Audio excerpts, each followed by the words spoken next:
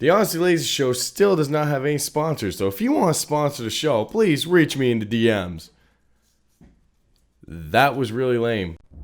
After high demand. Listening to you and Justin, that's a professional podcast right there. The man with a voice. He's got a wicked voice on it too. He does. He's got oh my goodness. I listen to his voice. I'm like, dude, you can go places with that voice. You are freaking phenomenal. Has his own podcast. And what does he think? Oh, BoyStick presents the Honestly Lazy Podcast.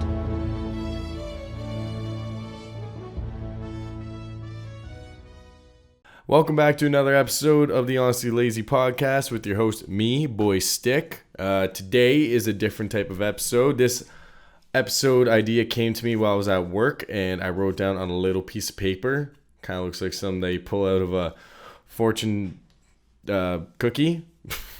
Wow, I can't believe I drew a blank on that.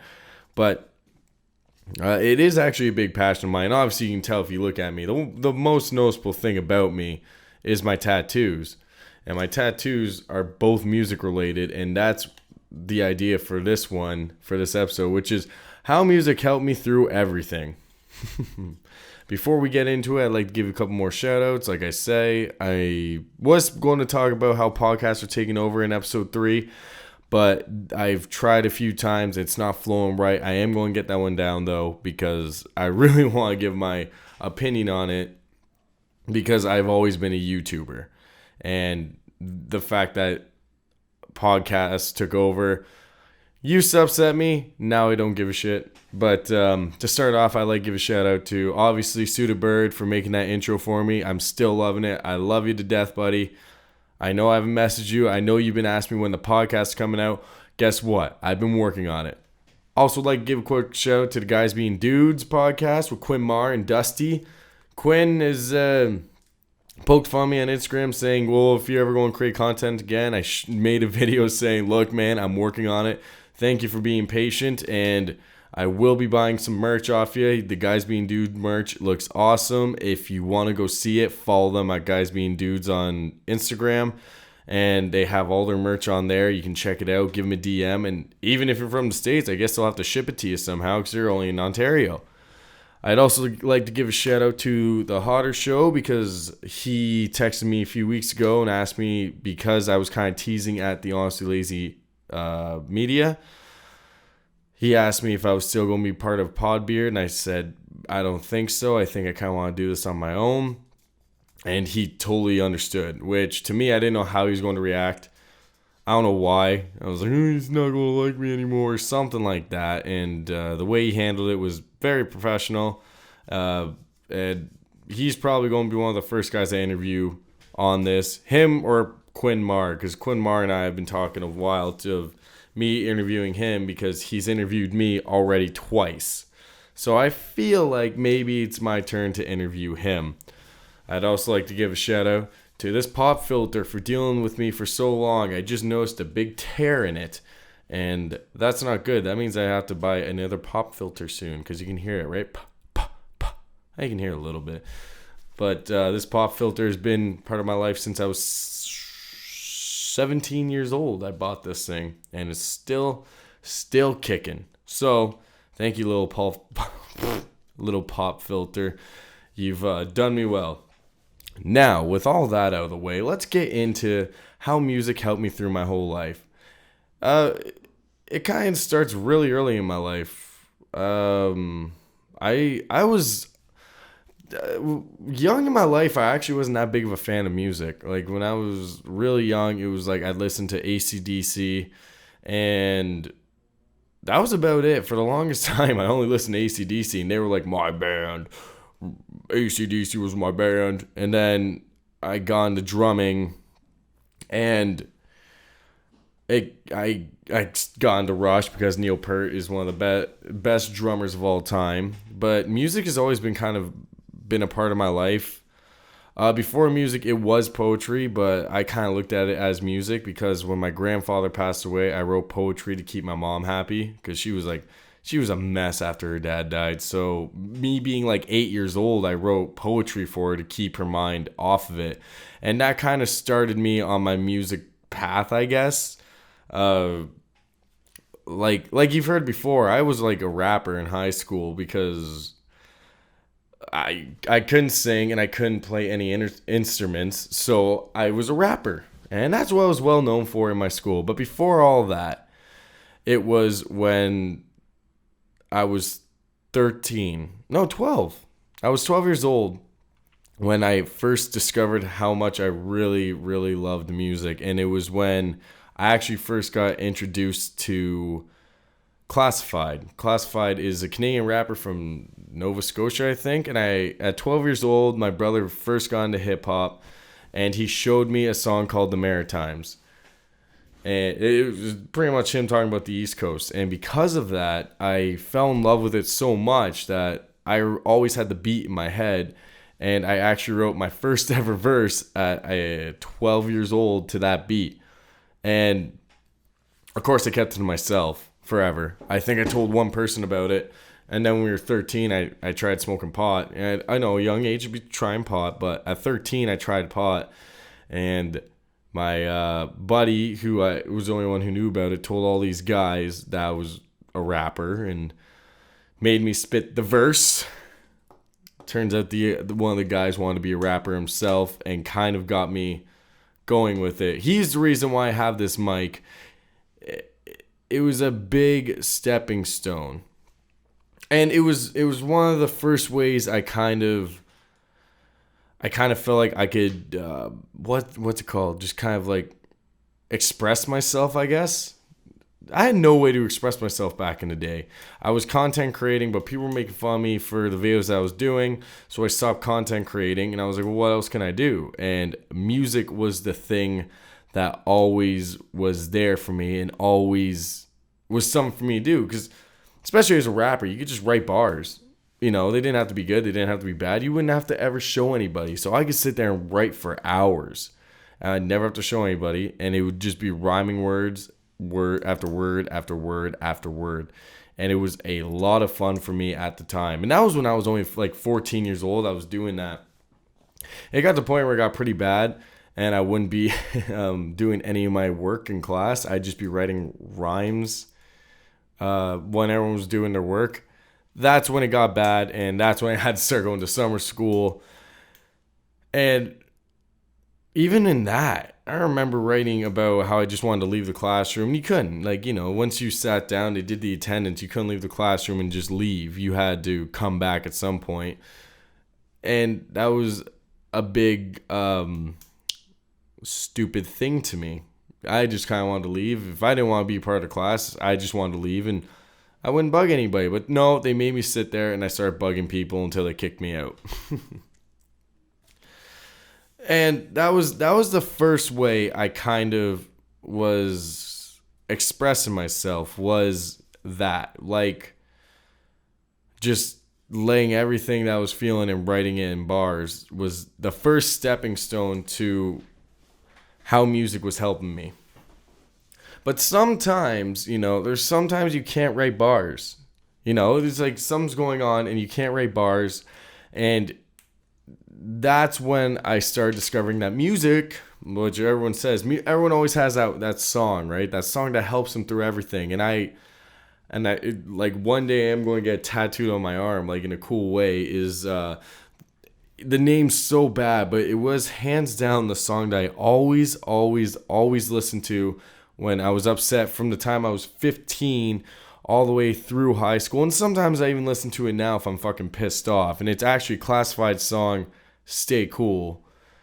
And I don't know what it was about that song, because it's part of an album called Handshakes and Middle Fingers, which hands down to me is not one of Classified's best albums ever. If you ask me, it was a self-titled album, will be the album that will never be beat, but like in my opinion. But Handshakes and Middle Fingers, I wasn't really into. It had a few good songs, but that was the song that no matter what I was going through, no matter what was going on, if I was pissed off or something, I'd go for a walk and listen to that song, and it would always calm me down.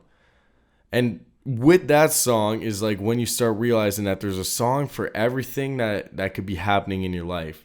For example, one of the big ones I had was I remember 18 or 19, like I said in the last episode, I'll never feel like I can settle. I always want more. So at 19, pretty much in that last episode, all those things I want to do before I hit 25, I wanted to do that all before I was 20. And yeah, that didn't happen. It didn't happen at all. And I remember sitting with my mom, and she told me that, like, you can't do everything at once. I was like, but I want to. And she knew me. Like, I was a huge music junkie at this point. All I do was sit there and listen to music. And what she did was like, I got a song for you, and you're going to listen to it, and it's going to speak to you right now. And it was actually Vienna by Billy Joel. And she sat me down, made me listen to that song. And that was the first time a song actually gave me goosebumps. I was like, holy shit, that really is speaking to me right now. And it was a song that even to this day I still have to listen to because I always wanted to do more. This song actually helps me just sit there and be like, I can't get everything done in a day. I really can't get anything done or everything done in a day. And that was the next song that was really, really, really helping me out. And I listened to it like on repeat. Sometimes if I'm really feeling like I need to go see the mountain. I need to go be on a plane. I need to do this, that. Like, it was one of those things where it was just like, that song can really put things into perspective for me.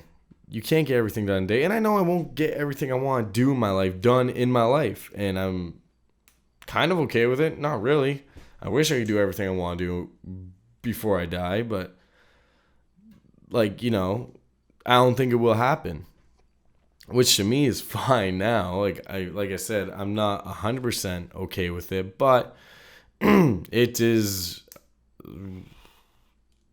it's a song that will just help me realize that I can't get everything done in a day. And I think that'll always be that song for me. And with that, I kind of want to talk about the band right now. That is hands down the trippiest band I've ever listened to, because they're my favorite band right now. And the reason why they are my favorite band is because of how I kind of got into them. And it's the Glorious Sons. If you don't know who the Glorious Sons are, you gotta check them out. They're hands down one of the best bands out there from Kingston, Ontario. And they really were putting out songs that always were explaining to me, or were like kind of talking about what I was going through when they came out. Like, the first song I ever heard by them was Kill the Lights. The first song that made me recognize the Glorious Sons was Kill the Lights. And when I listened to it, I was always driving to work at 5 a.m. It was like, kill the lights, put the night dress on, have a last cigarette, and leaving out for the morning, kill the lights. And at one point it says, we can't fuck tonight, I gotta work the double in the morning. And I never worked a double from 4 a.m. I never did that. But driving to work for 5 a.m. or 4 a.m. and that song would always come on with that grungy guitar, and it would just be like, oh my God. This is like the type of song that is like explaining how I'm feeling right now. Like, I can't do anything tonight, I gotta work early in the morning and all that type of stuff. But then it got even more trippy with this band, because there was a very bad night involving me and my brother, and just doing something like, we just got into a fight and we lost against these people. I'll say, I don't really want to talk about that, but we got into a fight and we lost, and it was because of the booze. And at that point in our lives, it was like I think I booze kind of bad right now, but back then it was like, whoo. Like, I was so mad and upset, or not mad and upset, I was just so pissed off at my life. It was just like, all I wanted to do was party and just have fun. That was how I was looking at having fun. And then on this specific night, I got really hurt, like really badly hurt. And I remember having to go to work with a nice shiner on my face, and everyone pretty much having to tell everybody what happened to me, and they were very, I guess, worried or something like that. They were telling me I don't want to get into that, but I remember I went to work, and at this point, I was kind of into Glorious Sons. I was like, yeah, man, like, Kill the Lights is an awesome tune, and Mom is an awesome tune, and The Union. Like, I listened to their whole first album. I was like, that's an alright album. And I remember I came home. Well, my brother came to my work, and he was like, hey, we're going to David's for a drink. Like, you should come after work. And when I got home to get changed, my brother was showing home. He's like, oh, he wasn't really feeling it or something. And I remember going on my phone, I was like, oh, look, Glorious Sons just came out with another song. Because they were just about to release an album. What they usually do is they release like 4 or 5 songs before the album came out. So at this point, they released Everything Is Alright. And to this day, I'm like, yeah, Everything's Alright. It's an okay song. Like, not one of their best by any means. But they came out with the song that night called Rest My Poor Heart. And when we were listening to the lyrics, we're like, oh my God. Like, bro, this is literally like how we're feeling right now. Like, we need to settle the fuck down. Like, look what happened to us because of the booze. And the song is talking about partying and how they want to settle down and just want to go home and see their parents and stuff like that. And that's what me and my brother looked at each other like, holy shit, that is trippy. Like, we literally just got the shit kicked out of us, and the next day this song comes out that's pretty much saying how we feel. And then we're like, you know what, that was just a coincidence again. There's no way, there's no way that that's going to happen. And then the third incident happened, and what happened in the third incident was last winter we had, hands down, one of the most stressful winters. Because I live with my brother. We moved out on our own, and we live in a house. And what happened was, I got laid off from my job. Which wasn't a big deal to me because I had the eye. So it was like I wasn't making anywhere near the money that I was making while I was working there. But at least I had enough to pay my rent. And you got paid every 2 weeks. I had enough to pay my rent, get my groceries, and even drink a little bit of beer. And when I say a little bit of beer, is I was pretty much drunk a lot. That's how I dealt with it. That's how I dealt with the stress of being laid off. To this day, I would not recommend, if you're laid off, to drink, because that's just a god-awful idea. Save the money, because now it's hard for me to even have money. And it's something you learn when you're laid off. So I was laid off, but luckily my brother Alex was still working. But then his boss had to go back home and deal with some personal issues, so they worked their asses off. And he said, work now, and when I come back, we'll have work. So they worked their ass off and got all the jobs done. And when the boss came back, he said, I don't have any work for you, sorry. And that's when life got really bad, because my brother was a subcontractor, so he couldn't get EI. So it came to the point where he was running out of money. My EI was about to run out, and all we could think about was, we need to get really drunk. And that's what we did. And we were getting drunk as hell. And we had a lot of fun, but then we had some really bad nights of just being angry, and thank God nothing ever happened. We never threw punches or anything at each other or at anybody else, but there was a lot of angry nights, a lot of frustration that was just built up inside of us, and it got really bad. By the time March hit, I said screw it, because what happened was I got laid off in November, and they told me it was only going to be 3 weeks. And then once they said, oh, we got to keep going, I was like, well, probably just for the winter then. And then March came, and I still had heard nothing. And I wasn't sure when my EI was going to run out, but I guarantee you it's not going to last 5 months. I'm pretty sure it'll end after 4. So I just kind of got lucky, and my brother, a friend of mine got me into where I am now, which is a more secure job and definitely a lot safer job than the last job that I had. And then Alex, my brother, got his job now, which he's got a really good job now too, which thank God. And right when that all happened, Glorious Sons dropped a song called Panic Attack. That's pretty much, it starts out like, I want to be normal, I want to be sane, I want to look at you and feel something other than pain. I need shelter, safe haven. I need a quiet place to go wait out the rain. And I was like, holy crap. That was like me the whole winter.